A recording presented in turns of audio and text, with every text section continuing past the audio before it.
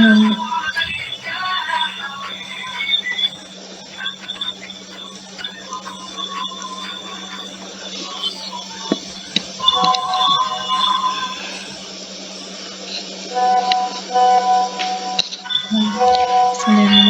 Assalamualaikum warahmatullahi wabarakatuh.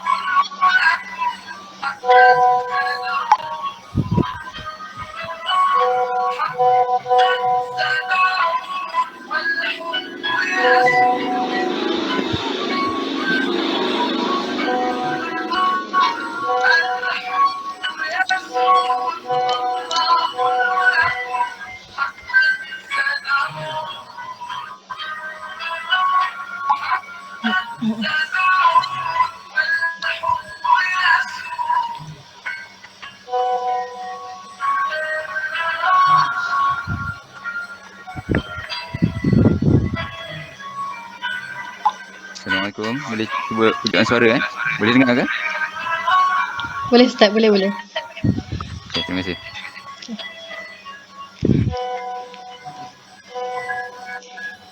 Bismillahirrahmanirrahim. Assalamualaikum warahmatullahi wabarakatuh. Perhatian kepada para hadirin dan hadirat sekalian, saya memohon anda mematikan butang mikrofon ketika majlis berlangsung supaya majlis dapat berjalan lancar tanpa sebarang gangguan bunyi. Kerjasama daripada anda amatlah kami hargai. Sekian, terima kasih.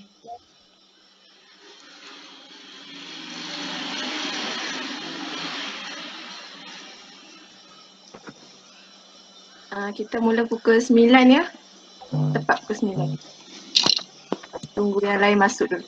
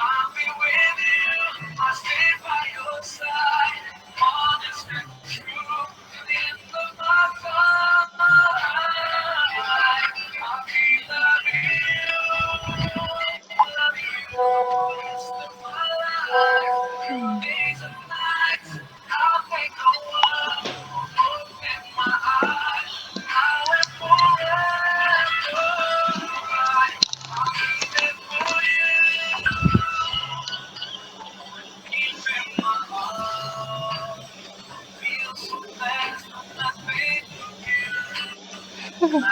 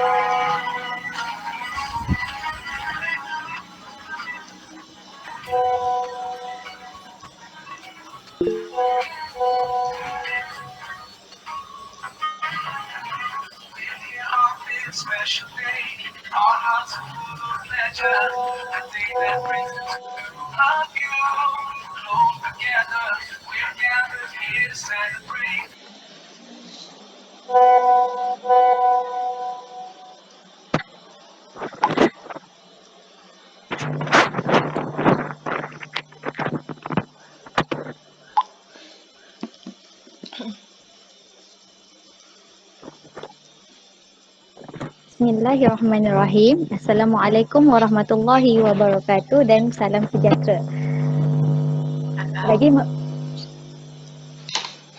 Bagi memberkati majlis, saya akan menjemput saudara Ubaidullah untuk membacakan doa.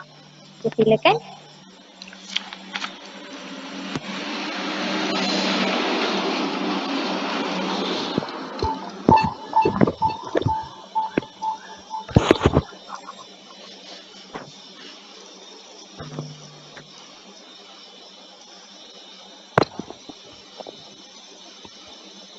Tes. Boleh dengar.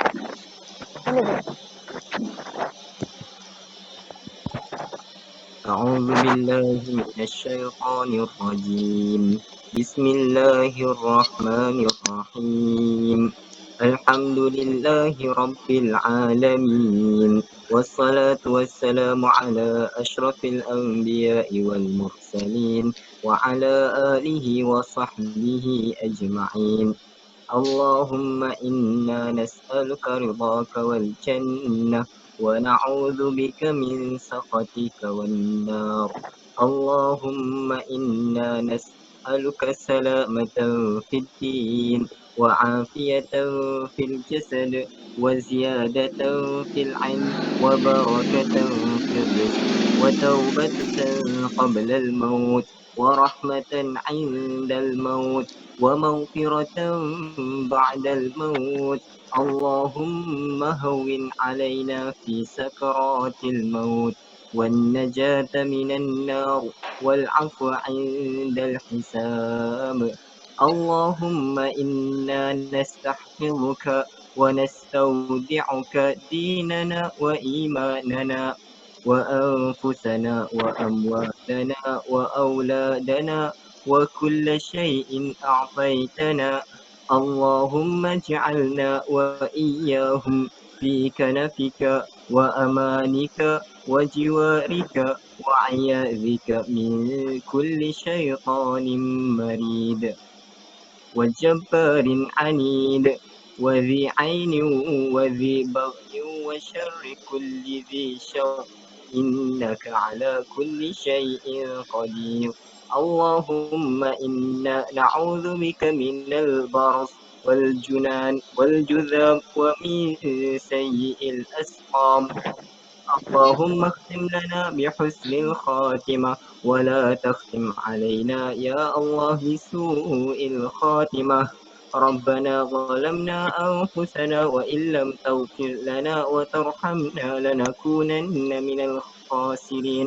ربنا آتنا في الدنيا حسنة وفي الآخرة حسنة وقنا عذاب النار. وصلى الله على سيدنا محمد وعلى آله وصحبه وسلم والحمد لله رب العالمين. تقبل الله. Amin, amin. Saya Nur Ashikin binti Abu Khori dan juga sahabat saya Dayang Nabila Arianis binti Muhammad Nasir selaku moderator pada majlis malam ini ingin mengucapkan ribuan terima kasih terutamanya kepada Dr. Wahibah pensyarah bagi subjek pemikiran Islam semasa dan juga tetamu jemputan kita Dr. Syamsuddin bin Abdul Hamid dan juga rakan-rakan yang sudi meluangkan masa untuk mendengar perkongsian pada malam ini. Sebelum memulakan majlis, saya ingin memperkenalkan dulu kita punya penceramah jemputan iaitu Dr. Syamsuddin. Beliau merupakan pensyarah di Universiti Pendidikan Sultan Idris. Beliau mendapat pendidikan di Universiti Malaya di peringkat ijazah pada 2007 dan juga peringkat sarjana pada 2012 dalam bidang usuluddin. Kemudian menyambung ke beliau menyambung peringkat PhD pada tahun ni 2020 dalam bidang pendidikan Islam di University of Warwick, England, tak silap saya. Okey. Semua dah tahu topik kita pada malam ini ialah isu akidah dan isu akidah dan pemikiran semasa. Jadi saya tak nak membuang masa, saya ingin menjemput Dr. Syamsuddin untuk mengupas lebih lanjut tentang topik ini. Silakan.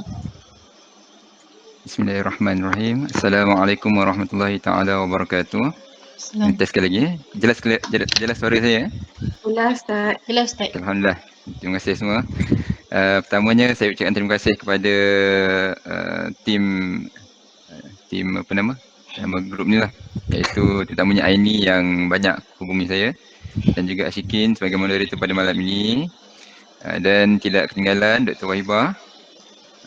Ustazah Wahibah, terima kasih kerana bersedia menerima perkongsian, menerima saya untuk berkongsi dalam subjek pemikiran Islam semasa insyaAllah.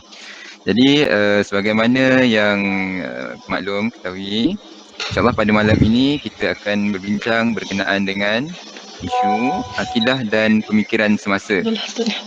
Baik.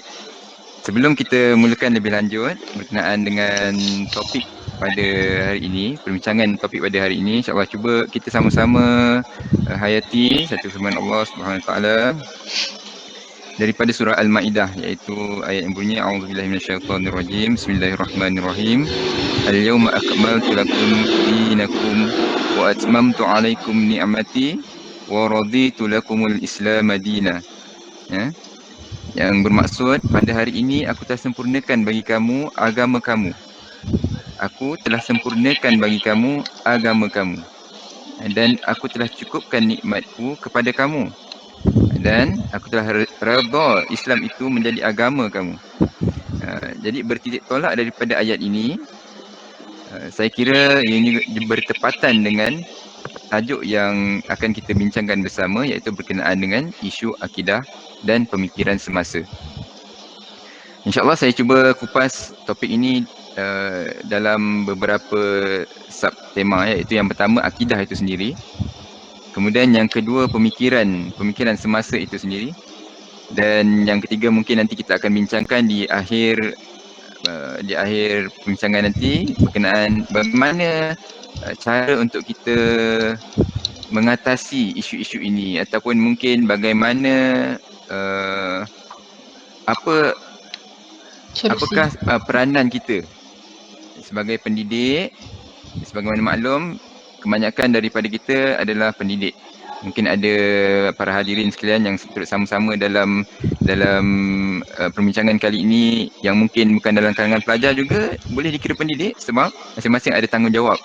Tak kira tanggungjawab terhadap diri sendiri ataupun tanggungjawab terhadap orang lain nanti. Mungkin guru di luar ataupun sebagai bapa kepada anaknya, ibu kepada anaknya. Jadi itu juga boleh dianggap sebagai pendidik. Baik. Kalau kita bahaskan pada topik yang pertama berkenaan dengan akidah, saya kira kita boleh lihat dalam bidang usuluddin, konsep akidah itu jelas. Jadi kita terus fokus kepada apakah isu-isu dalam bidang akidah tersebut. Kalau kita lihat, boleh jelas dia ada macam rebound balik suara saya tu. Kalau kita lihat isu-isu akidah ini, kita boleh lihat banyak perkara sebenarnya. Ya, kalau kita lihat mungkin antaranya kita boleh lihat kepada isu berkaitan dengan ajaran sesat ataupun ajaran salah. Tapi kita rujuk ajaran sesat lah, sebab kebanyakan daripada jabatan-jabatan agama ataupun pejabat-pejabat mufti, dia akan memilih satu term yang selaras, iaitu ajaran sesat. Jadi bila kita cari dalam carian dan carian rujukan atau apa-apa saja carian, kita akan jumpa ajaran sesat banyak digunakan. Kita juga boleh lihat antara isu dalam konteks akidah ini ialah berkenaan dengan hurafat. Kan? Hurafat ataupun perkara-perkara mistik contohnya. Apa contoh perkara mistik tersebut? Mungkin kita boleh kata bomoh ataupun dukun yang tidak berlandaskan ajaran Islam. Jadi itu adalah antara isu akidah. Lain-lain mungkin isu apa lagi? Isu yang berkaitan dengan amalan umat Islam itu sendiri. Tapi kadang-kadang isu tersebut, amalan tersebut bukan datang daripada Islam. Amalan umat Islam tetapi dia tidak datang daripada ajaran Islam. Apa contohnya? Contohnya ialah seperti yoga contohnya, kan? Yoga itu bukan datang daripada ajaran Islam. Dia tidak bersumberkan ajaran Islam. Bahkan yoga itu adalah satu amalan keagamaan dalam tradisi penganut agama Hindu. Jadi kalau orang Islam mengamalkan yoga, dikhawatiri amalan-amalan tersebut boleh mengganggu akidah dia. Jadi kita boleh lihat ada satu masa dulu yoga diharamkan, kan? Itu antara isu akidah yang agak ketara lah, timbul satu masa dulu. Yoga diharamkan. Dan setelah ramai orang amalkan yoga dengan tujuan untuk menjaga kesihatan, tapi rupa-rupanya ada elemen-elemen keagamaan di situ. Kerana apa? Kerana memang dia bukan datang daripada agama Islam. Okey. Ada juga isu-isu lain yang diamalkan oleh umat Islam datang daripada pengaruh-pengaruh luar, pengaruh pemikiran contohnya. Apa contoh pengaruh pemikiran? Contohnya ialah pluralism agama. Apa lagi? Liberalism agama. Pada asalnya istilah tersebut umum digunakan. Kita boleh kata liberalism dalam ekonomi, masyarakat pluralis, kan? Kita boleh kata begitu. Tapi bila ada dihubung kaitkan dengan Islam ataupun dengan agama, maka dia mendatangkan masalah kepada akidah umat Islam itu sendiri. Apa contoh dia? Contohnya kita pernah, ataupun mungkin sekarang ada lagi berkembang, kalau tak di negara kita pun di negara jiran-jiran, contohnya apa? Jaringan Islam liberal. pada asalnya Islam itu mudah saja. Cukup kita tahu bahawa amalan-amalan Islam itu madai. Tapi bila dikaitkan dengan liberal, pemikiran liberal, timbul satu tafsiran lain kepada Islam itu ataupun kepada ajaran-ajaran agama yang telah berkembang dengan baik pada asalnya. Lahirlah golongan Islam liberal. Kalau di Indonesia ada satu website kamu boleh tengok, jaringan Islam liberal. Apa kandungan-kandungan dalam website tersebut?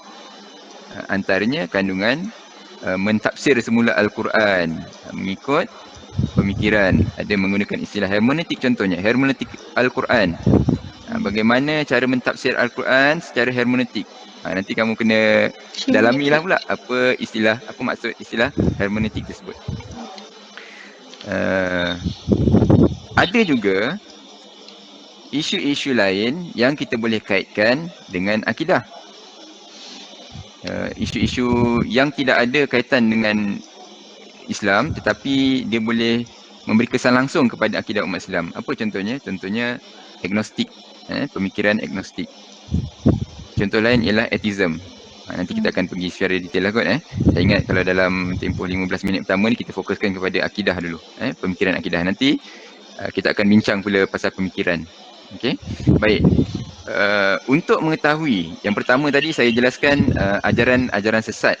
Untuk kita mengetahui bagaimana cara pemikiran untuk kita mengetahui bagaimana mengklasifikasikan ajaran sesat, untuk kita mengetahui apakah contoh-contoh ajaran sesat, untuk kita mengetahui bagaimanakah perkembangan ajaran-ajaran sesat ini, sebenarnya kita boleh lihat kepada jabatan-jabatan agama, contohnya pejabat agama di setiap negeri contohnya. Ada banyak kajian-kajian dibuat berkenaan dengan ajaran-ajaran sesat.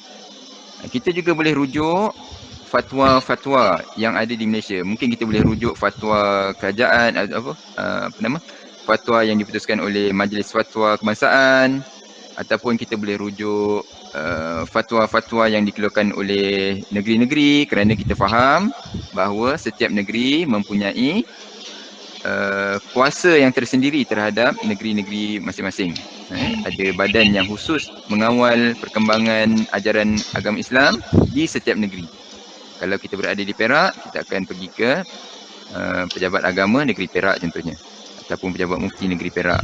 Kalau kita berada di Selangor contohnya, kita mungkin boleh pergi Majlis Agama Islam negeri Selangor contohnya.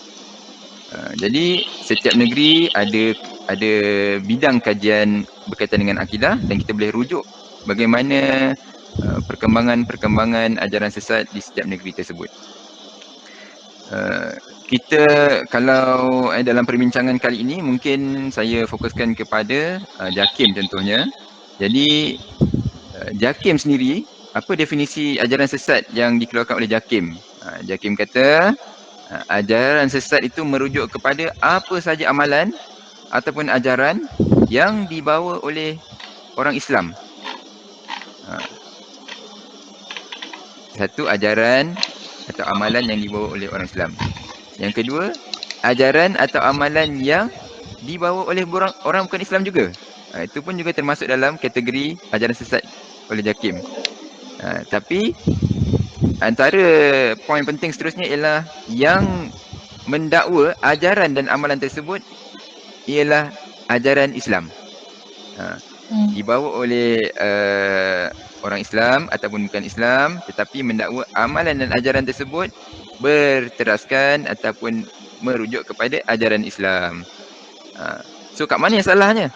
Yang salahnya ialah apabila ajaran dan amalan yang dibawa tersebut bertentangan dengan akidah Islam, bertentangan dengan rujukan-rujukan Islam iaitu Al-Quran dan As-Sunnah, dan juga bertentangan dengan mazhab yang muktabar yang dipegang oleh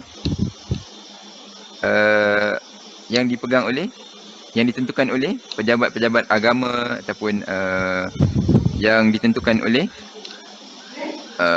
Islamic bodies di Malaysia. Jadi kalau ada ajaran-ajaran tersebut bertentangan dengan akidah Islamiah, kita dapati bahawa ajaran tersebut adalah ajaran sesat. Kemudian kalau dia bertentangan dengan Quran Sunnah, maka kita boleh katakan bahawa ajaran tersebut adalah ajaran sesat. Dan yang paling penting juga, jika ajaran tersebut bertentangan dengan ahli sunnah wal jamaah ataupun pendapat yang muktabar yang dibawa ataupun dipegang oleh badan-badan institusi Islam di Malaysia, maka dia juga boleh diklasifikasikan sebagai ajaran sesat. Tapi adakah semudah itu untuk menggelarkan ajaran-ajaran ini sesat? Tidak ya. Jadi bukan kita yang tentukan ataupun bukan pejabat agama secara bersendirian yang tentukan. Mereka ada jawatan kuasanya. Kalau contohnya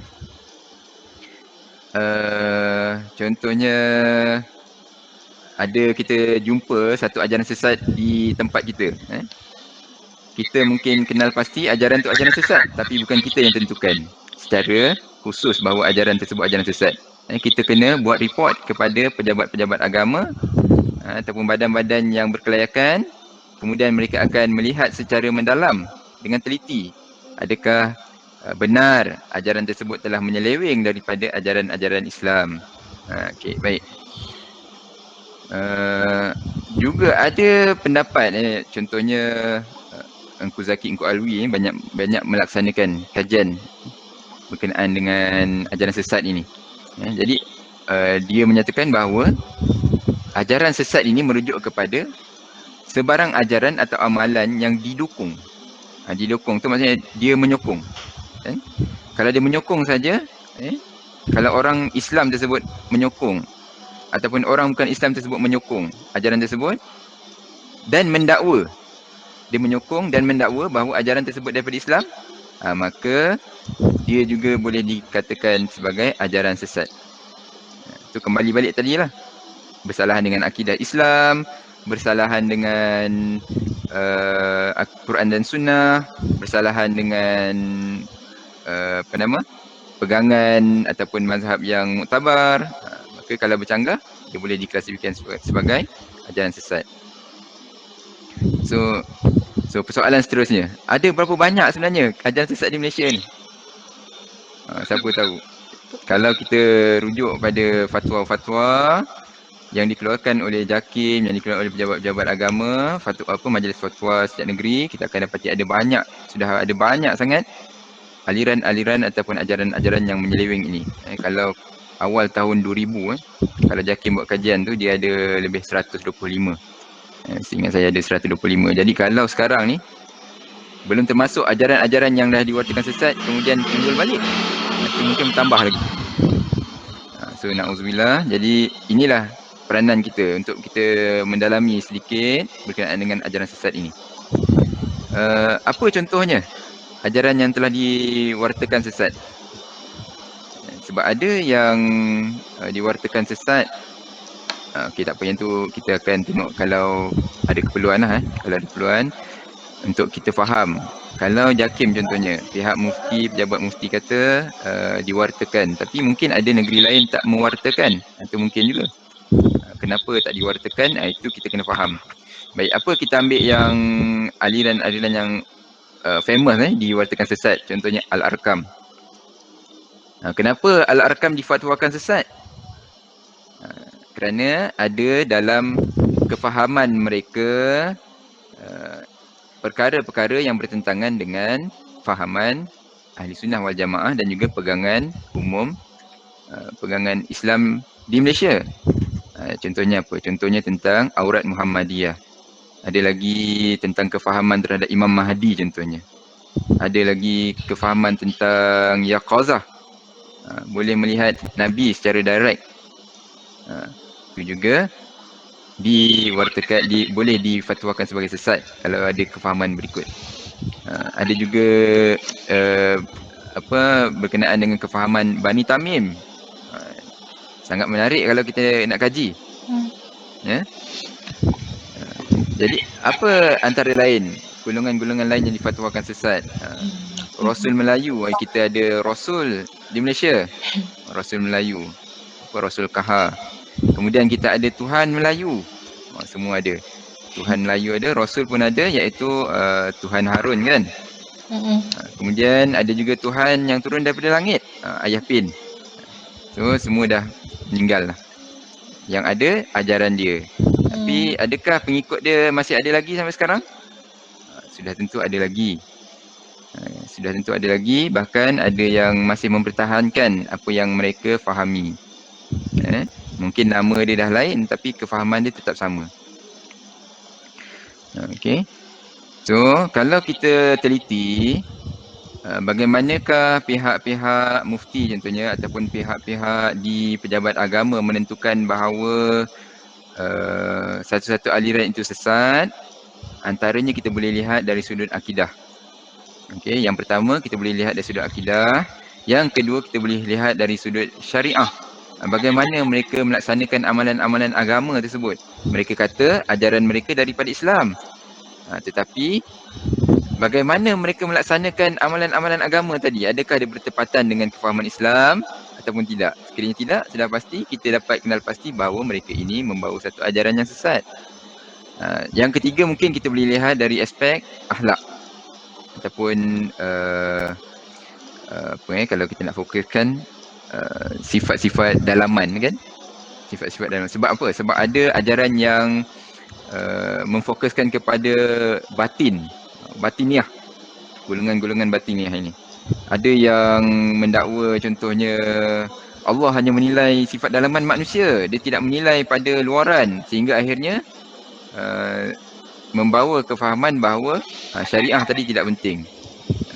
Jadi kita dapat lihat daripada tiga aspek tadi, iaitu yang pertama akidah, yang kedua syariah dan yang ketiga akhlak, kita boleh tentukan bahawa ajaran ini boleh dikategorikan sebagai ajaran yang sesat. Dalam aspek akidah tadi juga sebenarnya kita boleh huraikan dengan lebih terperinci lagi. Yang ni saya cadangkan kita rujuk kepada bagaimana JAKIM menetapkan apakah ciri-ciri yang menentukan bahawa sesuatu ajaran itu boleh dikategorikan sebagai ajaran sesat. Bahkan ada banyak pengkaji-pengkaji merumuskan apakah elemen-elemen yang kita boleh lihat. Okey. Jadi antara kalau dalam aspek akidah, apa perkara-perkara yang kita boleh lihat contohnya yang menunjukkan ajaran ini ajaran sesat. Contohnya kalau dia melibatkan ketuhanan, elemen ketuhanan. Yang pertama elemen ketuhanan. Bila dia mendakwa diri dia Tuhan, itu sudah lebih. Jadi kita dah dapat kenal pasti bahawa dia sesat. Apa lagi kalau dia melibatkan ketuhanan, contohnya dia kata mendakwa Allah itu berada dalam diri dia, telah sebati dengan Tuhan. So itu juga menunjukkan sesat. Apa lagi? Contohnya jika dia kata dia boleh tentukan dosa dan pahala. Dia boleh tentukan, dia menggantikan sifat-sifat Tuhan, menggantikan kerja-kerja yang kita tahu ni urusan Allah tapi dia buat. Dan kita tahu dia telah terpesong daripada akidah Islam dan termasuk dalam golongan sesat tadi. Okey. Kalau dalam konteks kenabian juga boleh. Tadi ketuhanan, kemudian yang kedua kita boleh lihat dari konteks kenabian. Mendakwa terima wahyu, mendakwa rasul, mendakwa nabi terakhir, lagi apa lagi, wakil nabi, ada mukjizat, semua yang berkaitan dengan kenabian. Jika ada elemen-elemen ini, maka kita boleh kategorikan mereka sebagai sesat. Kemudian kita boleh juga lihat dari sudut perkara-perkara ghaibiat. Dia tahu alam ghaib contohnya. Ini akidah. Dia tahu alam ghaib. Dia tahu tentang kematian. Dia kata kamu ni akan mati sekejap lagi. Kamu kena sedekahkan semua harta kamu pada saya. Supaya kamu dapat menyucikan dosa kamu nanti. Jadi dia dah berkait-kait. Maka itu juga boleh kita kategorikan sebagai sesat. Selain daripada itu juga, kalau dia mendakwa memiliki kemampuan luar biasa, kan? Tadi seperti mana saya sebutkan yang awal tadi, dia seolah menggantikan sifat-sifat Allah tadi. Itu juga sudah kita boleh klasifikasikan sebagai sesat. Okey, kalau dari sudut syariah pula, apa syariah? Tadi kita dah bincang pasal akidah, kemudian kita boleh lihat dalam aspek syariah, contohnya solat. Dalam rukun Islam itu, semua dah kolaps, semua tak dilaksanakan dengan baik. Cakap pergi haji boleh pergi ke tempat saya je, tak perlu pergi haji. boleh pergi ke mana? Kalau Ayah Pin pergi tempat tempat apa peribadatan dia di tempat Ayah Pin tu lah, memadai dah, tak perlu pergi Mekah. Tempat Ayah Pin tu lah dikatakan Mekah. Itu juga sudah menunjukkan satu syariat baru, bukan merujuk kepada syariat Islam. Berkenaan dengan solat, tak perlu solat. Kerana apa? Kerana solat itu hanya luaran saja. Dia bukan satu elemen yang Allah nak tentukan, ataupun bukan penentuan baik ataupun buruk. Tidak solat. Dah tukar kiblat pula mungkin. Jadi ada juga ajaran yang begitu. Kemudian sampai ke setahap dia berkaitan dengan politik. Dia kata politik. Saya ada soalan tadi kan, saya perasan ada soalan berkenaan dengan Hizbut Tahrir. Sekiranya apa pegangan mereka itu melampaui ajaran-ajaran Islam, maka secara tidak langsung dia berlawanan dengan akidah yang telah kita pegang. Okey, adakah Hizbut Tahrir tadi boleh kita kategorikan sebagai sesat? Saya tak baca soalan. Ya, saya tengok soalan tadi balik.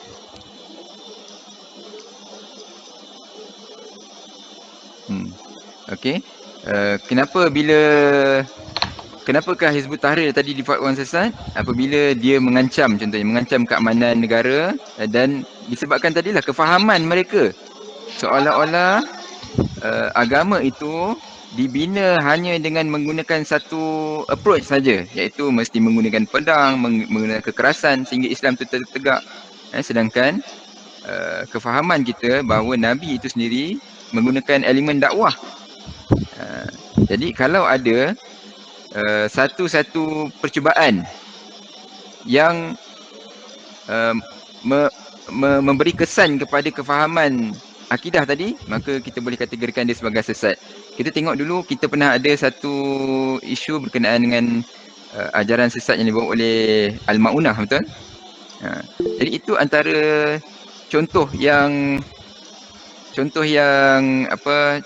menunjukkan bahawa satu aliran pemikiran ini boleh membawa pengikut dia kepada kesesatan sehingga dia boleh mengancam kedaulatan sesebuah negara. Kan? Bila Al-Ma'unah itu dia sehingga merompak ataupun mencuri alat senjata di Sikh Kedah tu kan. Isu itu sehingga boleh dijatuhkan sebagai ajaran sesat sebab dia mengganggu gugat pemahaman akidah sedia ada masyarakat. Bahkan dia membawa satu kefahaman bahawa Islam itu tertegak dengan peperangan sahaja.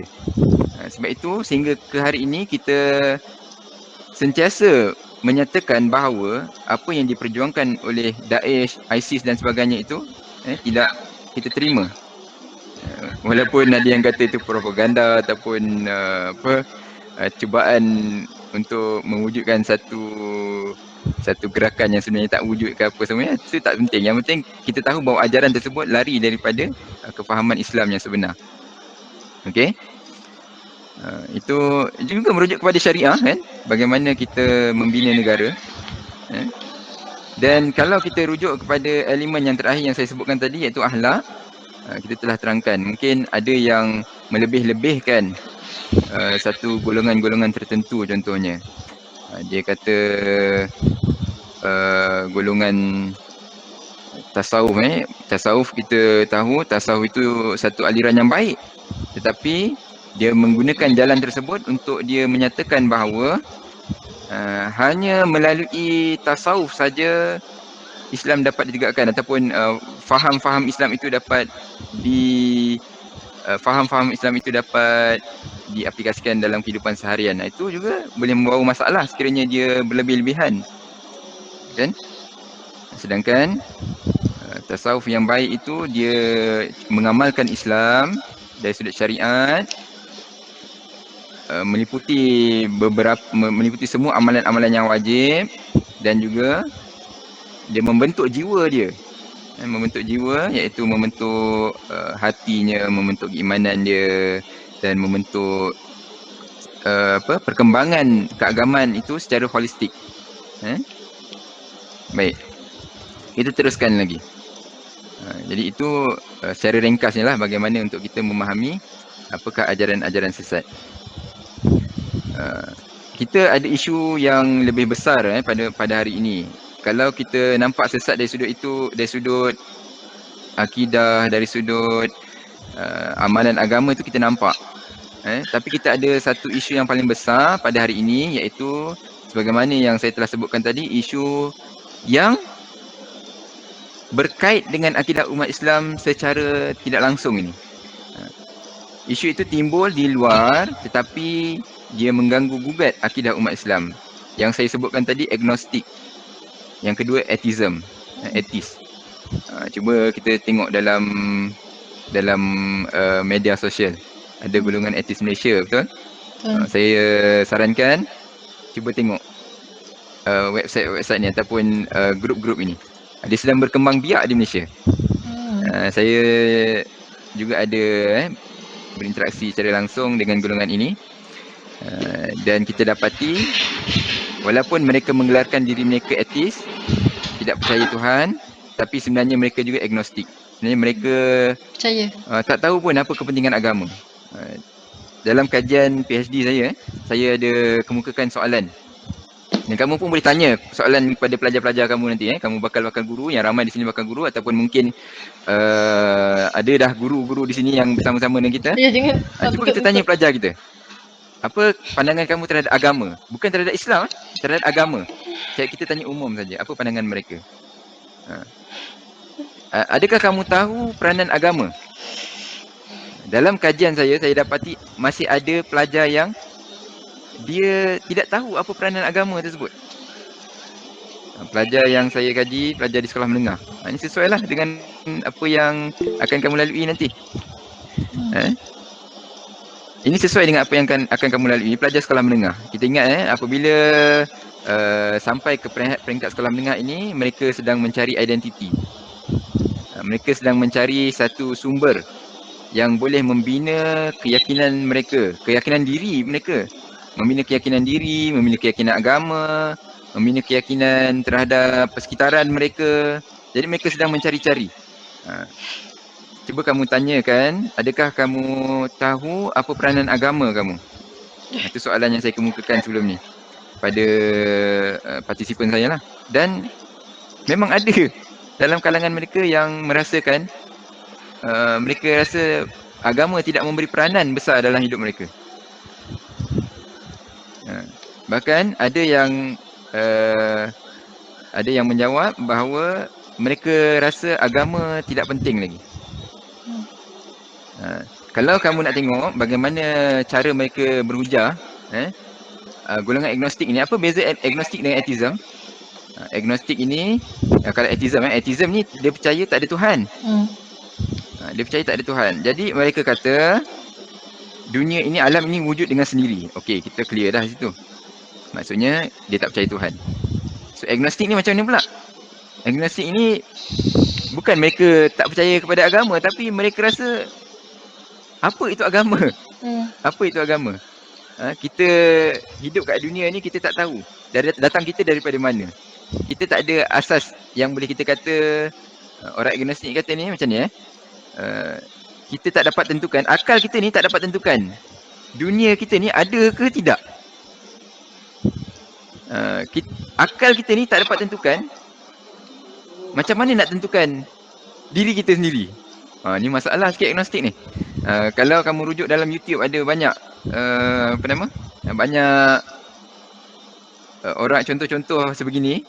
Sebab di London contohnya ada satu program inilah dakwah jalanan ni kan, street dakwah ni.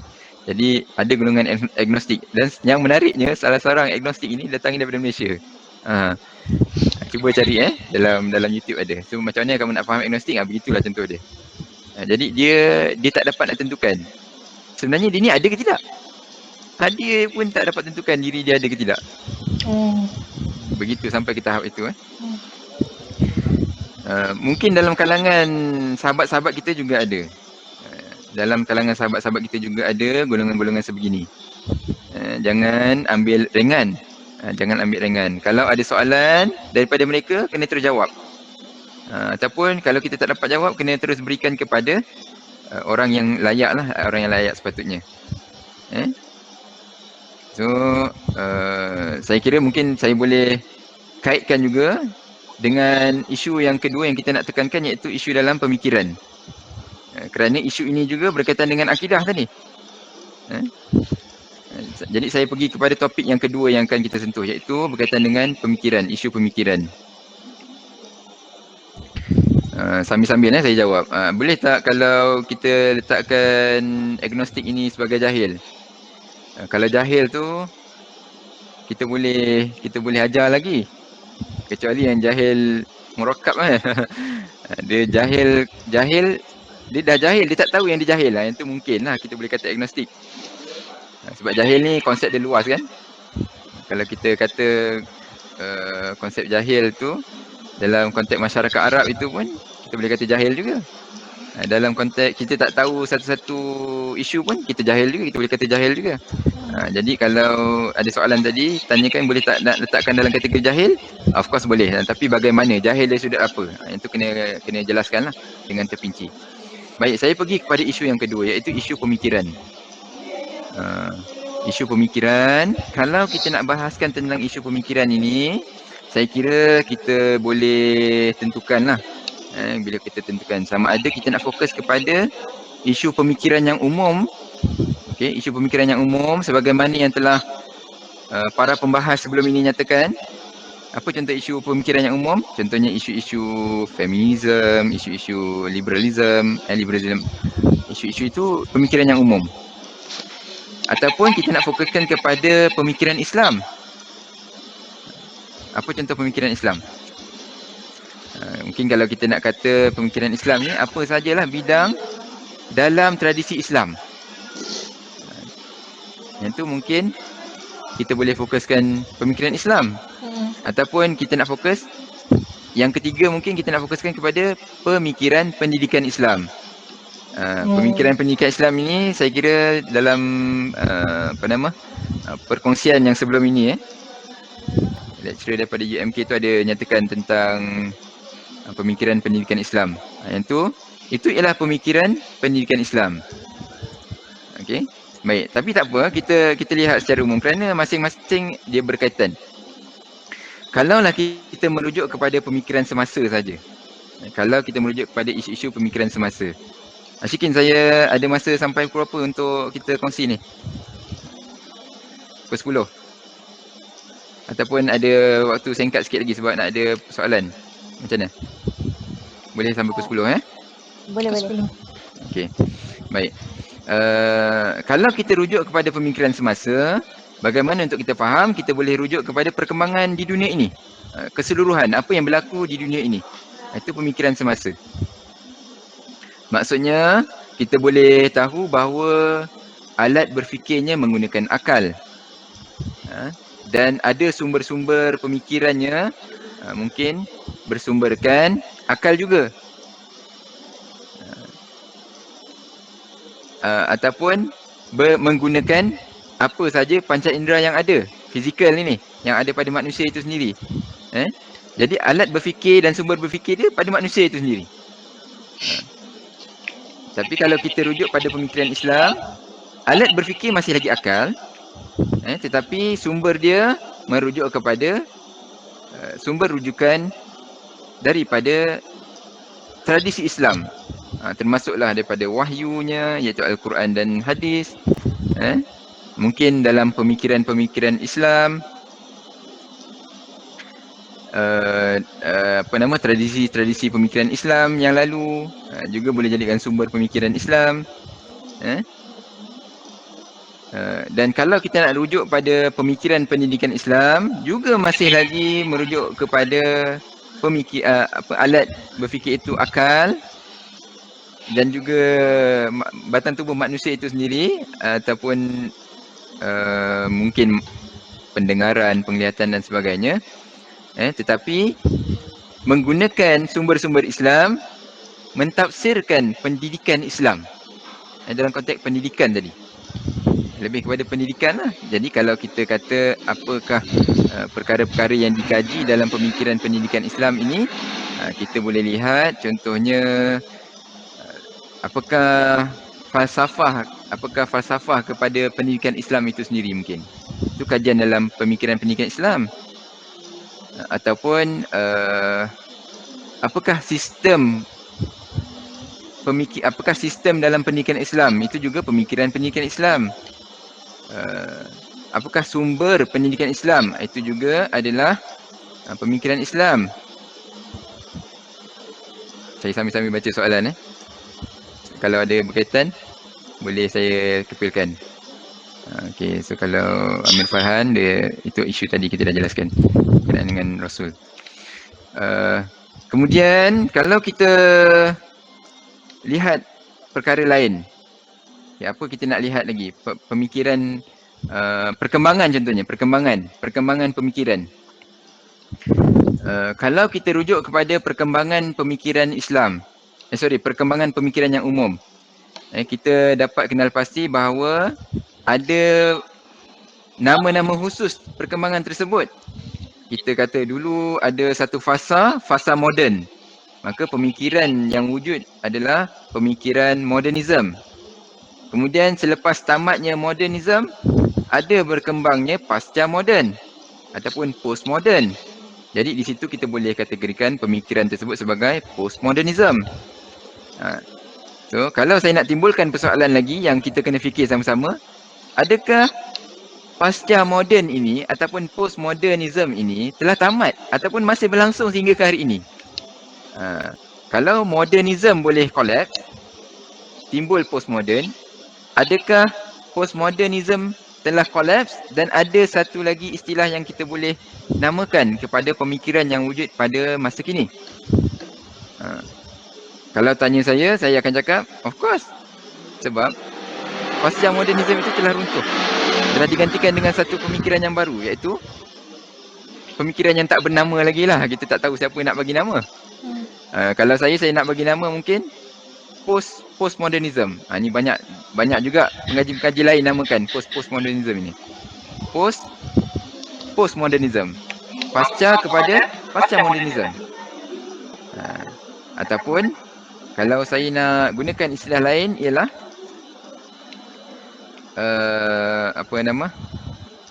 digital postmodernism. Boleh tak kalau saya gunakan digital postmodernism? Kerana apa saya nak gunakan digital postmodernism? Ini semua perlu ada satu klasifikasi khusus untuk kita menentukan pemikiran-pemikiran ini. Kalau kita faham daripada pembentang-pembentang sebelum ini, modernism ini merujuk kepada pembinaan sesuatu bangsa tersebut. Hasil daripada Renaissance, Enlightenment dan sebagainya. Maksudnya, masuk kepada zaman modernism, ada satu pemikiran bahawa satu kebudayaan yang lama ini perlu digantikan dengan satu kebudayaan yang baru. Itu kita katakan modernism. So, modernism kalau kita tengok pada zaman tersebut banyak berlaku kolonialism. Kemudian liberalism. Dia sudah tidak mahu agama lagi. So agama itu mengongkong. So ada wujud satu gerakan supaya agama itu diasingkan daripada pentadbiran. So pentadbiran yang mengawal segala-galanya pada zaman modernism. Kemudian bila masuk saja pasca modernism, manusia ini sudah ubah cara berfikir lagi. Kalau tadi yang kita lihat ada satu institusi yang mengawal perkembangan sosial manusia tadi dengan mengasingkan agama, tapi bila masuk pasca modernism, orang dah condemn pula institusi. Itu anti-authority. Itu dia punya asas dia. Berlaku satu gerakan anti-authority. So, dia kata manusia ini berhak kepada setiap apa yang dia kehendaki. Anti-authority. Ataupun kalau dalam bidang pendidikan contohnya, pada zaman modernism, pada zaman modernism, dia berfikir bahawa kita perlu menggunakan satu pendekatan untuk memberikan satu pendidikan. Contohnya kalau dari sudut industri, kita kena berikan satu latihan kepada semua golongan supaya industri ni akan berkembang contohnya. Kemudian masuk pasca modernism, sudah ada satu pemikiran yang menekankan bahawa kita tak boleh fokus kepada apa yang government buat ataupun institusi buat. Kita harus mengetengahkan setiap identiti. So, setiap entiti sosial dalam masyarakat mendapat tempat dalam era pasca modernism. Setiap entiti dalam masyarakat mendapat tempat dalam pasca modernism. Berbanding era modernism hanya ditentukan oleh satu-satu pihak. So berlaku lagi perubahan. Apa yang berlaku sekarang? Sekarang tidak berlaku begitu. Sekarang bukan lagi setiap entiti mendapat tempat. Sekarang lebih lagi. Sebab itu saya setuju kalau ada nama baru lagi kepada gerakan perkembangan pemikiran secara keseluruhannya, sama ada di barat ataupun di seluruh dunia ini. So kita lihat semua orang hendak menyatakan pandangan mereka terhadap pendidikan itu. Semua orang ingin menggunakan pendekatan masing-masing untuk menyatakan bahawa pendekatan mereka yang terbaik. Tapi dapat tak kita kenal pasti bahawa dalam era pada masa kini ada satu ciri-ciri yang selari, iaitu menggunakan digital ataupun menggunakan information technology. Information technology. Jadi apabila kita kenal pasti bahawa pemikiran-pemikiran ini berkembang menggunakan digital, menggunakan bahan-bahan digital, menggunakan information technology, ini sudah masuk era baru sebenarnya. Di mana setiap orang berhak menentukan apa yang dia nak, setiap orang berhak menentukan apa yang dia nak berikan. Dia pragmatik kan? Dia satu pemikiran yang pragmatik. Kalau dulu pragmatik ini satu aliran saja. Sekarang pragmatik itu dah jadi satu pemikiran yang utama. Dalam era yang saya nak klasifikasikan sebagai postmodernism ini. Apa kesan dia? Kita dapat lihat. Cuba kita tengok contohnya apa yang berlaku di Mesir. Bagaimana siri-siri pertukaran pemerintah tersebut berlaku. Ya, kita kata gerakan-gerakan Islam berjaya mendapat tempat contohnya. Tapi kita tahu tak siapa yang menggerakkan usaha ke arah perubahan tersebut? Kita tahu tak siapa? Kita tak tahu sebenarnya. Kalau dia diubah secara kalau pemikiran tersebut ini dalam bidang politik kalau pemikiran tersebut diubah dalam bentuk yang kukuh, yang mempunyai struktur yang baik, saya kira apa yang berlaku pada Mesir hari ini dapat dielakkan. Tetapi apa yang kita dapat lihat, walaupun berlakunya satu fenomena yang besar, begitu besar kalau kita katakan, tetapi dia collapse. Kerana apa? Kerana kita tak tahu siapa yang menggerakkannya. Asasnya tidak kukuh. Siapa yang menggerakkannya sebenarnya? Kita pun dapat lihat bagaimana perkembangan di Amerika contohnya. Bermula daripada Trump, apabila Trump dapat kuasa. Jadi akui sendiri dia menggunakan kuasa internet itu. Bagaimana dia memilih perkataan contohnya, perkataan yang begitu wow sehingga orang tertarik kepada beliau. Itu juga menggunakan internet. Menggunakan hasil carian internet. Kalau ada yang bidang teknologi, dia akan menggunakan big data kan. Big data. Ini benda yang boleh kita fikirkan lah. Ataupun di mana? Di Malaysia, kalau kita nak tengok di Malaysia. Di Malaysia ni saya serahkan kepada masing-masing lah untuk analisis. Nanti buat satu assignment dan hantar kepada ustazah. Ustazah ada dah restu. Okey. Cuba lihat bagaimana perkembangan pemikiran di Malaysia ini. Okey, baik. Jadi itu kalau kita fokuskan kepada isu-isu pemikiran yang umum. Kalau kita nak fokuskan kepada isu-isu pemikiran Islam, apa yang kita boleh lihat? Mungkin kita boleh lihat apakah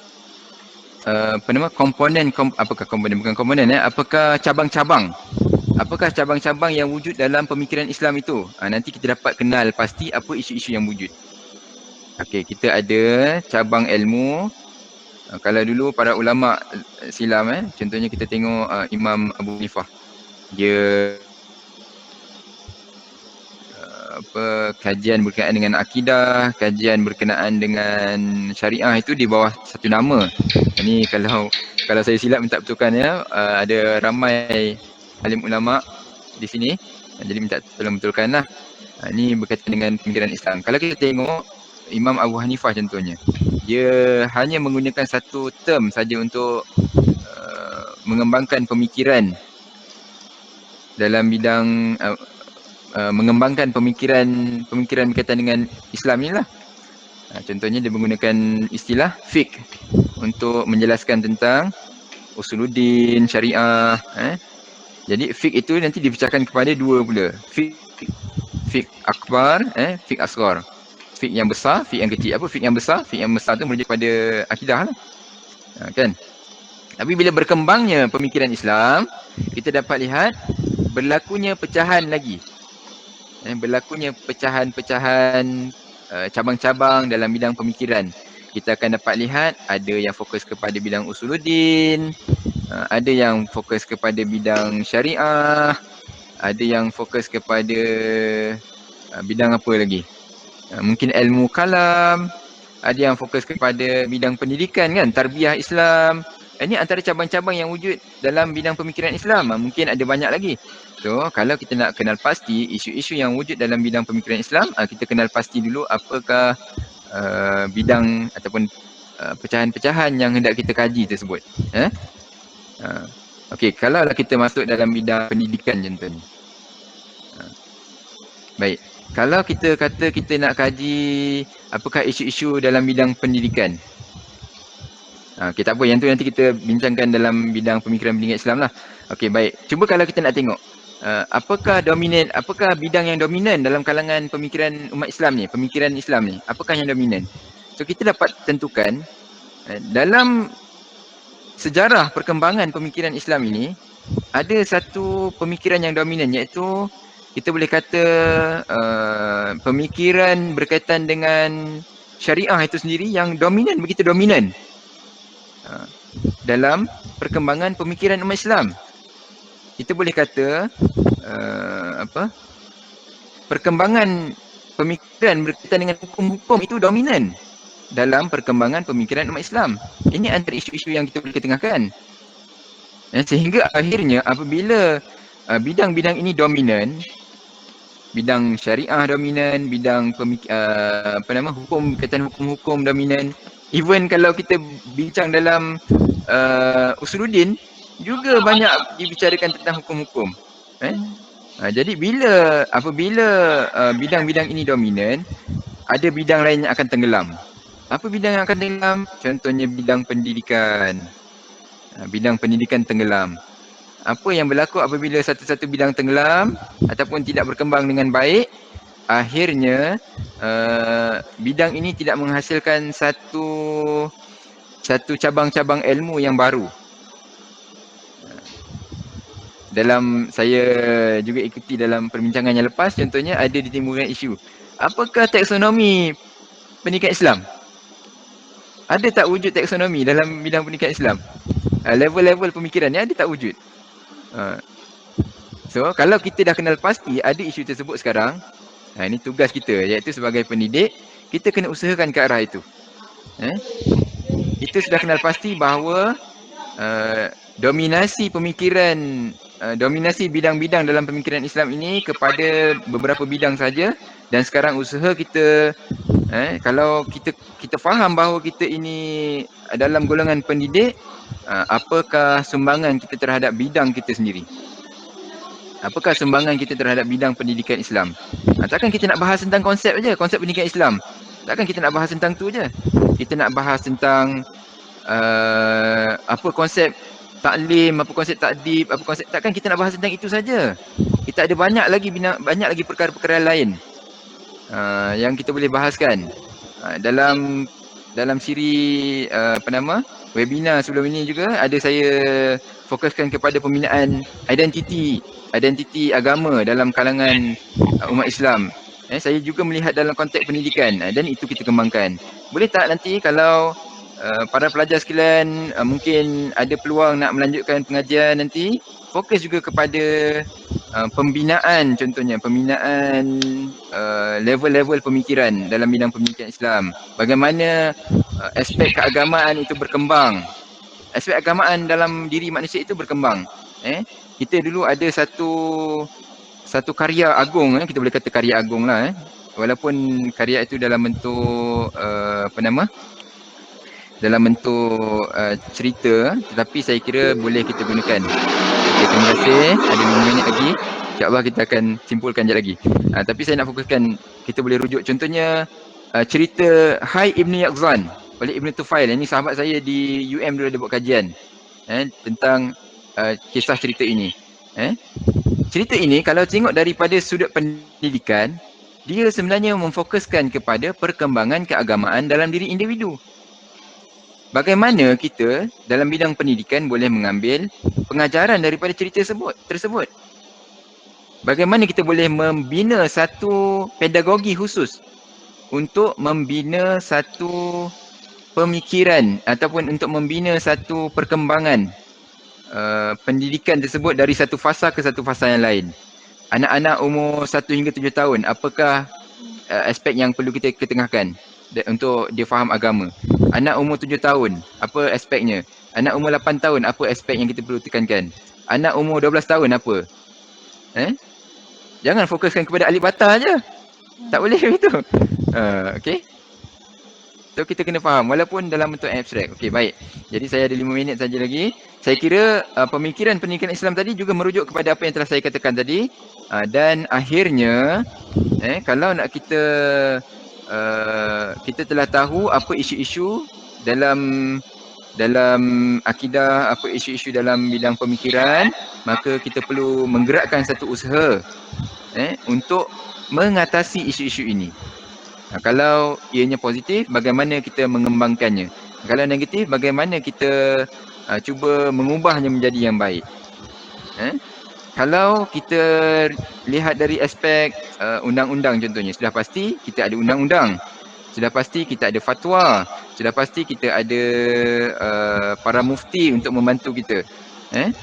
Kita juga boleh menangani isu-isu ini dari sudut pendidikan. Cuba faham. Yang pertama, faham dulu ada kepelbagaian pemikiran manusia. Bagaimana dengan kepelbagaian ini kita boleh menerapkan satu kaedah pendidikan yang sesuai untuk memahami perkembangan pemikiran pelajar tersebut.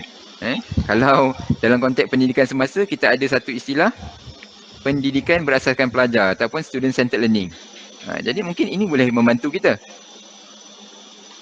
Okay. Ataupun kita boleh buat kajian dulu. Bagaimanakah cara mengatasi isu-isu tersebut dari aspek pendidikan. Tak apalah kalau kita contohnya tak dapat nak faham apa isu dalam pemikiran pendidikan Islam, tak apa. Bukan sekarang saja masa yang kita ada. Bukan kita saja yang ada untuk mengatasi isu ini, tapi kita boleh mulakan sedikit sebanyak. Bermula daripada kajian-kajian sedikit, kemudian dikembangkan kajian tersebut, dan akhirnya dengan cara beginilah antaranya mengumpulkan pendapat-pendapat para pemikir, dan akhirnya nanti kita akan dapat kembangkan satu kaedah pembelajaran yang terbaik untuk kita memahami kepelbagaian pemikiran tadi, supaya isu akidah, isu pemikiran Islam dapat diselesaikan dengan baik. Saya kira setakat itu saja dulu. Nanti insyaAllah kalau ada soalan kita akan bincangkan lebih lanjut ya. Saya harap apa yang saya kongsikan sebentar tadi memberi manfaat lah kepada semua insyaAllah. Silakan saya serahkan kepada Ashikin. Okey, saya pula. Okey, Tukar orang. Okey, terima kasih. Alhamdulillah, terima kasih diucapkan kepada Ustaz Samsudin bin Hamid di atas perkongsian ilmu yang sangat bermanfaat kepada kita semua itu tadi. Jadi dengan ini saya membuka ruang dan untuk sesi soal jawab kepada para audiens atau ada sebarang kemungkinan untuk bertanya. Silakan. Saya buka kepada 3 soalan sahaja sebab masa mencemburui kita. Ada soalan boleh buka mic ataupun boleh type.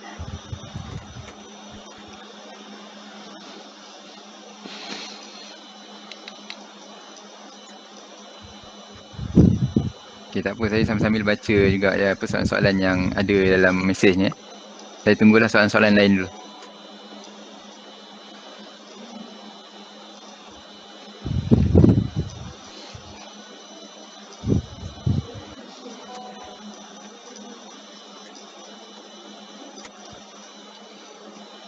Okey, sambil-sambil tu sambil-sambil kita tunggu soalan, saya mungkin boleh jawab soalan berkaitan dengan soalan oleh Najib Najib Syamsuddin. Ni bukan anak saya ni. Nama dia Syamsuddin juga. Okey, soalan kedua, sejauh mana kebenaran yang mengatakan Al-Arkam sudah mula didudukkan oleh Ikhwan? Jadi kalau kita rujuk perkembangan institusi institusi Al-Arkam itu sendiri mungkin sudah berubah nama, Rufaqa kepada Ikhwan, dan sekarang kita ada Global Ikhwan kan, JSB. Saya kira kita tak dapat nafikan memang perkembangan ajaran-ajaran walaupun telah dinyatakan haram, tapi dia boleh dihidupkan. Cuma persoalannya sejauh manakah aliran-aliran ini berkembang dan membawa dan sampai ke tahap kategori ajaran sesat. Itu saja persoalannya. Jadi siapa yang nak tentukan sesat? Yang nak tentukan sesat ialah melalui kajian-kajian. Bukan kajian semata-mata oleh para petugas di pejabat agama, tetapi meliputi kajian-kajian oleh para pengkaji di universiti, pengkaji-pengkaji individu dan juga lain-lain lah. Nama dia boleh bertukar sebab dia merujuk kepada institusi ataupun organisasi. Kemudian ada soalan berkaitan dengan baru-baru ini saya ada melihat satu video yang viral merujuk kepada seorang ustaz dan pengikut kahar yang dikatakan beliau sebagai Rasul Melayu. Apa yang mengejutkan ialah pengikutnya agak ramai. Mengapa hal ini terjadi dalam kalangan umat Islam itu sendiri? Jadi kalau kita bahas tentang akidah, jadi memang kita dapat kenal pastilah ada masalah pada penerapan akidah. Jadi kalau bagaimana penerapan akidah itu tugas siapa? Tugas kita dan juga tugas kalau ibu bapa lah. Saya nak nyatakan satu kajian oleh satu pengkaji di luar negara, bukan di Malaysia. Kajian ni dibuat terhadap orang Islam di negara barat ataupun di negara Muslim minority dan juga Muslim majority. Soalan yang ditanya ialah adakah kefahaman agama kamu sama dengan kefahaman ibu bapa kamu?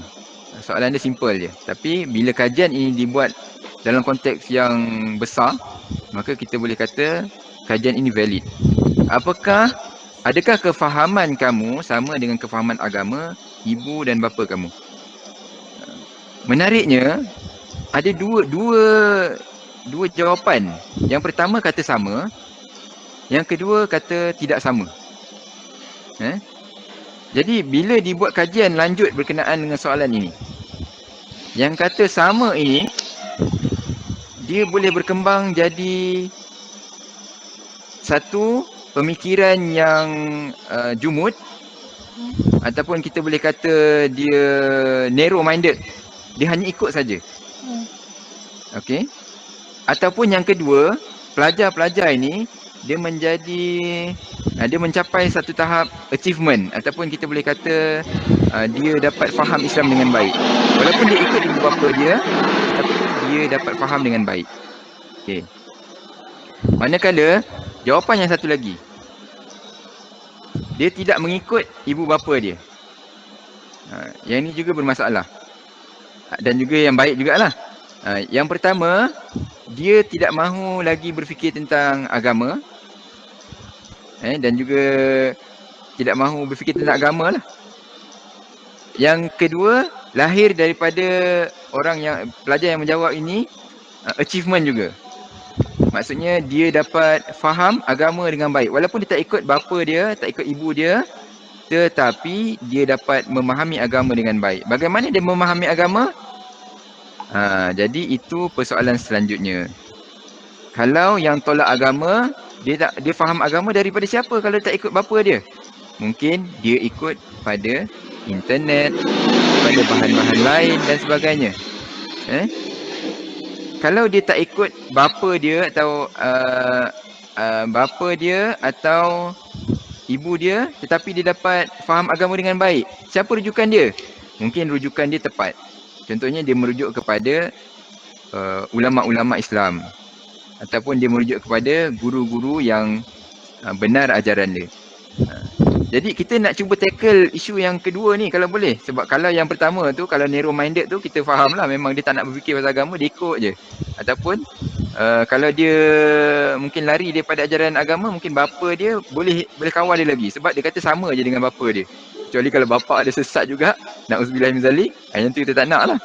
Tapi orang yang tidak ada, yang berlainan ni, berlainan dengan bapa dan ibu ni, kat mana sumber ilmu dia? Yang ni kita kena kenal pasti dengan baik. Mungkin rujukan dia ialah internet ataupun bahan-bahan carian dia sendiri, buku-buku dan sebagainya. Mungkin dia jumpa orang, tak siapa dia tak kenal, dia belajar agama daripada dia. Yang ini yang kita nak kena cuba tackle dengan baik. Jadi tugas guru, saya menjawab juga soalan lain, tugas guru cuba faham perkara ni. Cuba faham latar belakang pelajar. Agak bapa dia boleh ajar agama dengan baik ataupun tidak. Kalau tak boleh, kita yang jadi sumber mereka.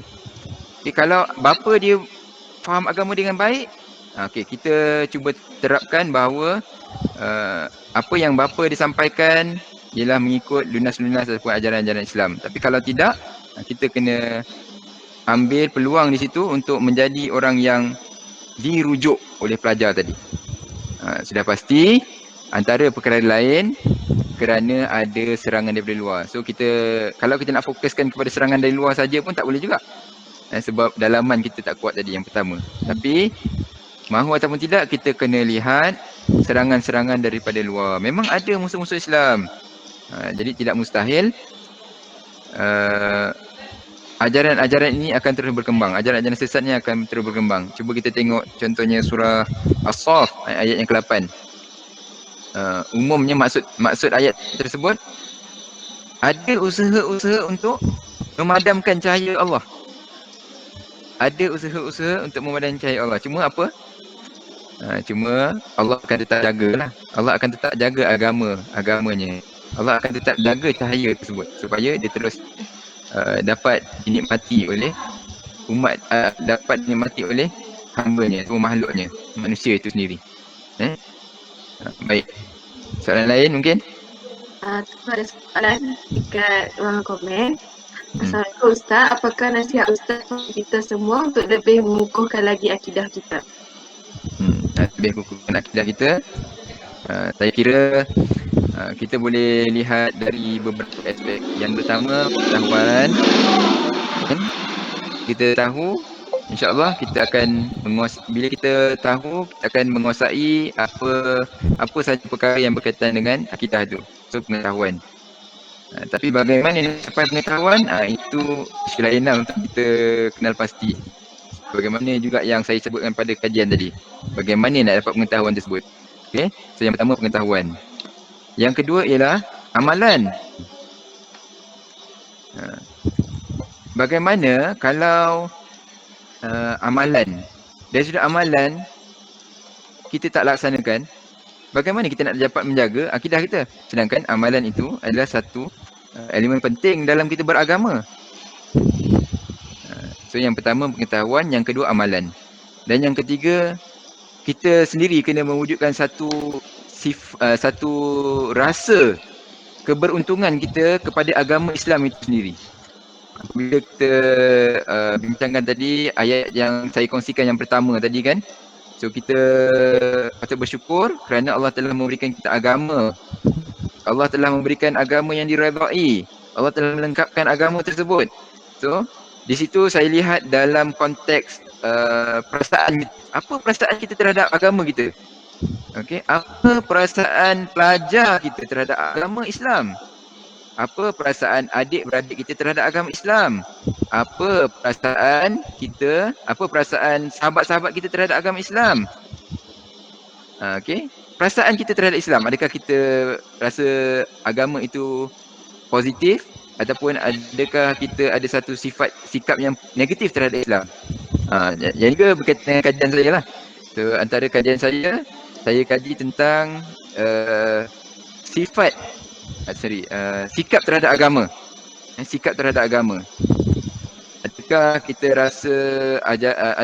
rasa contohnya antara soalan yang saya kemukakan, adakah kita rasa membaca Al-Quran itu membazirkan masa kita? Soalan lain yang saya kemukakan, adakah mendengar khutbah itu membazirkan masa kita? Soalan lain yang saya kemukakan, adakah Allah memberi makna dalam diri kita? Adalah berbagai lagi soalan-soalan yang saya kemukakan. Tapi alhamdulillah setakat kajian yang saya buat pada 2018 itu, majoritinya, saya terpaksa sebutkan majoriti, maksudnya ada lagi minoriti tadi. Majoritinya bersikap positif terhadap Islam. Maksudnya dia merasakan Islam itu mendatangkan manfaat, mendatangkan kebaikan kepada diri dia. Jadi secara tidak langsung mereka akan berusaha untuk menjaga akidah mereka. Tapi kita perlu juga fokuskan kepada pelajar minoriti tadi yang saya jumpa, bahawa mereka mempunyai sikap yang begitu rendah, sikap yang negatif terhadap Islam. Mereka rasa datang ke masjid itu membazirkan masa. Mereka rasa membaca Quran itu tidak mendatangkan manfaat. Mereka rasa Allah itu tidak dekat dengan mereka. Soalan-soalan yang simple tapi dia boleh menjawab adakah pelajar yang kajian saya itu sekolah menengah merasakan Islam itu memberikan kebaikan kepada diri dia. Itu menarik. Jadi melalui kajian-kajian begini saya dapat simpulkan bahawa kajian empirikal ini dapat membantu saya untuk membina satu cara pembelajaran ataupun cara pengajaran yang terbaik. Jadi saya cadangkan juga kepada para pelajar sekalian dan para guru-guru jika ada di sini, ada ramai guru, dan juga pada sahabat-sahabat sekalian, cuba gunakan apa sahaja input daripada kajian-kajian yang ada untuk kita gunakan dalam menentukan kaedah apa yang sesuai bagi memantapkan keagamaan tersebut. Okey, baik. Seterusnya, ada soalan lain? Kita soalan last mungkin Ustaz. Okey. Ustaz, bagaimana kita sebagai pendidik nak bentuk pemikiran masyarakat yang terlalu melebihkan sains dari dalil nakli? Soalan akhir. Okey, melebihkan sains dari dalil nakli. Ni pun saya nak sentuh dari sudut pendidikan ni, boleh ke? Saya nak sentuh dari sudut pendidikan sebab ramai dalam kalangan ni pendidik, bahkan saya sebutkan tadi bahkan ramai yang saya sebutkan tadi yang saya sebutkan tadi bahawa semua boleh jadi pendidik. Jadi saya nak cuba sentuh dari sudut pendidikan. Kenapa ramai yang melebihkan sains dari dalil nakli? Itu soalan yang pertama saya nak kemukakan. Kenapa? Kerana dalam pendidikan kita,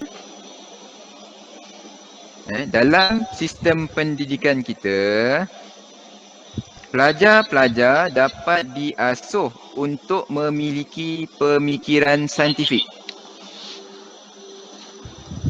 Saya ulang semula.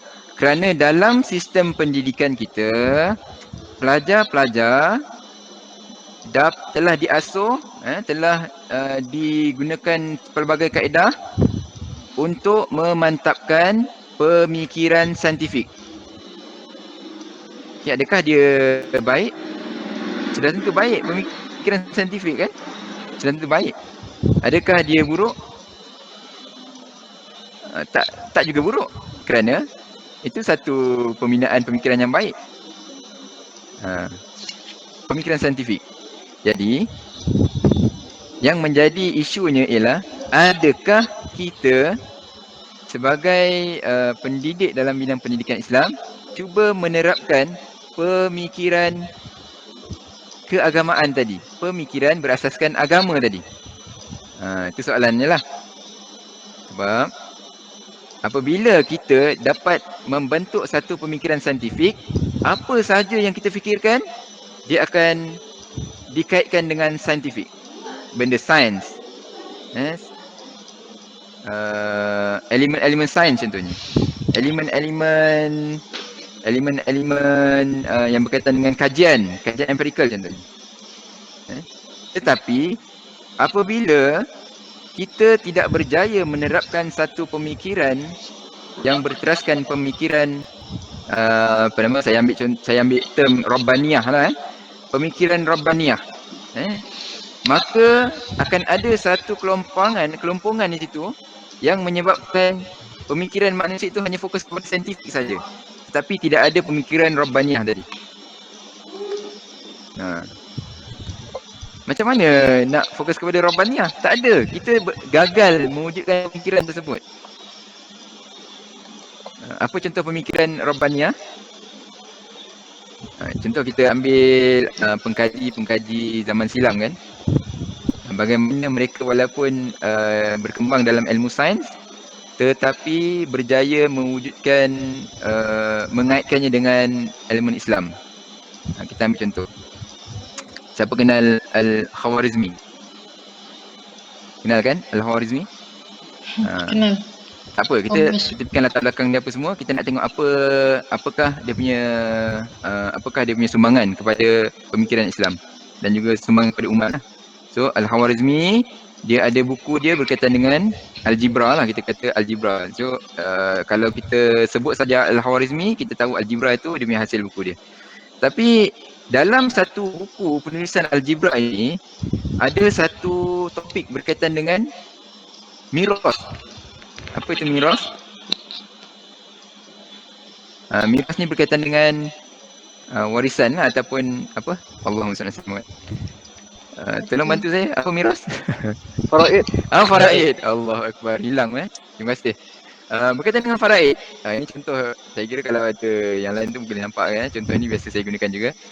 Dalam penulisan beliau ada satu bahagian faraid. Lihat bagaimana pemikiran seimbang antara pemikiran saintifik dan juga pemikiran yang berteraskan kepada dalil-dalil nakli. Kan? So, di situ ada hubungan antara dalil nakli dan akli. Okey, kita ambil contoh lain lagi. Kalau saya juga fokuskan kepada siapa nama? Al-Biruni contohnya. Al-Biruni. So, Al-Biruni dia fokus kepada astronomi. Ini kamu boleh rujuk dalam ada satu artikel yang saya buat Al-Biruni.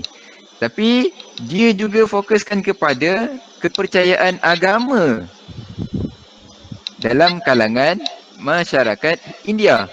Apa kaitan Al-Biruni, astronomi dan India? Kerana kajian beliau, bila dia mengkaji tentang astronomi ini, dia banyak rujuk kepada tradisi keilmuan India, masyarakat India. Kan? So masyarakat India ni dia percaya tentang tentang bulan, bintang dan sebagainya. Dalam kita tak sedar rupanya perkembangan keilmuan dia jauh ke hadapan punya dalam bidang astronomi ni. Apa yang Al-Biruni buat, dia cuba kaitkan dengan keagamaan. Dia cuba memahami konteks agama masyarakat India itu sendiri. Bagaimana akhirnya dengan kefahaman bulan dan bintang ini menyebabkan masyarakat tersebut fokus kepada bulan dan bintang saja sebagai Tuhan, dan akhirnya menafikan cuba mentafsirkan bahawa Tuhan itu adalah bulan dan bintang tadi. Ni boleh rujuk dalam kitab Al-Biruni. Boleh. Jadi saya cuba jawab itu sajalah. Untuk soalan kenapa terlalu melebihkan sains dari nakli tadi. So saya gunakan term yang sesuai ialah pemikiran saintifik dan juga pemikiran Rabbaniyah ataupun pemikiran tarbiyah Islamiah tadi. Okay, baik. Saya harap dapat menjawab soalan tadi. Jazakumullah khairan katsiran diucapkan kepada Ustaz kerana sudi kongsi ilmu dengan kami pada malam ini. Semoga dengan kongsi yang disampaikan oleh beliau pada malam ini dapat menjadikan kita seorang mukmin yang sentiasa berpegang teguh kepada ajaran Islam dan dapat meningkatkan lagi kefahaman semua hadirin sekalian tentang isu-isu akidah yang wujud dalam masyarakat Islam khususnya di Indonesia. Baiklah, setakat itu saja program kita pada malam ini. Kita tutup majlis kita malam ini dengan tasbih kifarah dan suratul Al. Subhanallah. Dan saya juga nak ucapkan terima kasih kepada semua dan saya minta maaf sekiranya ada perkara-perkara ataupun dalam penyampaian saya berlawanan ataupun lari daripada sumber-sumbernya. Dan saya terbuka untuk menerima sebarang teguran, terutamanya ramai daripada kalangan ustaz-ustazah di sini. Jadi saya juga nak ucapkan terima kasih kepada semua sekali lagi. Assalamualaikum warahmatullahi wabarakatuh. Ustazah Waibah, silakan Ustazah Waibah. Sokongan terbaik untuk program kami. InsyaAllah. Dah. Semoga Mantap. berterusan. Mantap pemikiran mantap. Okay, sebelum kita gambar. sebelum kita akhiri, kita nak buat tangkap gambar dulu. So semua boleh buka kamera. Buka kamera. Ni bukan senang ni, kita nak bersama-sama ni. Sila tunjukkan identiti anda. Ya.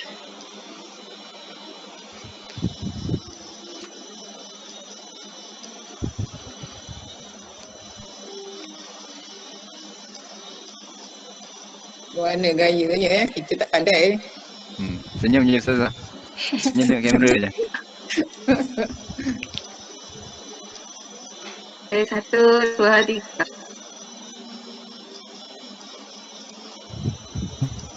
Okay. Terima kasih. Terima kasih. InsyaAllah. Penganjur. Terima kasih Ustazah. Terima kasih Ustaz. Ya, semoga berjaya insyaAllah semua. Amin. Terima kasih kepada semua hadirin. Amin. Pemikir pendidikan abad Ya, betul. insya-Allah. InsyaAllah. Assalamualaikum warahmatullahi. Okay, Waalaikumsalam. saya minta diri dulu. Assalamualaikum. Ustaz, terima kasih sekali lagi. Ya. Kalau ada apa-apa boleh terus hubungi saya ya. Boleh. Nanti Syanda hati kami post. Okay, baik.